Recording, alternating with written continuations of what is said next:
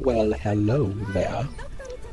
This is a video where we comment on a continuity called Disney Junior Continuity, Central and Eastern Europe, from January 2017.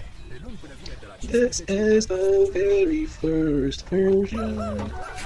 So what do we see? We see a bunch of horses clowning around, getting their faces washed. This channel is a channel that shows a lot of shows. It's called the Disney Junior channel because it's for juniors. It's for kids who could be considered juniors. This channel mostly broadcasts 3D cartoons. 3D cartoons are created entirely with the help of computers. This is another good example of a 3D cartoon. All of them look slightly different from one another, but they all have a lot of things in common. For example, a lot of these cartoon characters have huge eyes, like alien eyes, if you pay attention. They are supposed to resemble humans most of the time, and they're quite detailed looking, and also convincing a lot of the time. Too convincing, if you ask some people. But then they go around and change the size of individual parts of the human. And for some people, it feels weird, freakish.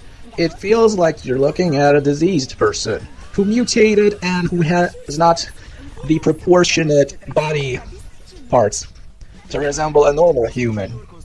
For example, the heads of many of these 3D computer-generated characters are too big for their bodies. And another problem is their eyes and mouth are too big for their heads. And often the arms are tiny like branches of trees. And it's very disproportionate looking, which is fine when you're drawing a flat 2D cartoon character. But when you give it such a big amount of detail that it looks convincingly almost like a real-life human being, then you're kind of confusing my brain, man. You're making me doubt whether this is real or not. Maybe this is real and all of these characters are freaks of nature. But maybe it's not real and they're like so realistic though. I believe the problem I have with computer-generated heroes is the one that can be described in the video called the problem with Mario's hair. You can Google that video, you can type in the problem with Mario's hair, and the person in the video will explain to you why a lot of people feel disgust when they look at super detailed, computer-generated, convincing, almost lifelike characters, people even, where they have disproportionate body parts, etc. But that's not what we've come here to talk about today. We've come to talk about Disney Junior. And these bumpers look pretty good, right? When they are obviously non-human, like this pirate bumper, we don't feel bad looking at them. But when they're supposed to represent humans, you know what I really love, actually? I love when they have a 3D computer-generated environment, like backgrounds and rooms and stuff, but the main characters are drawn by hand in 2D.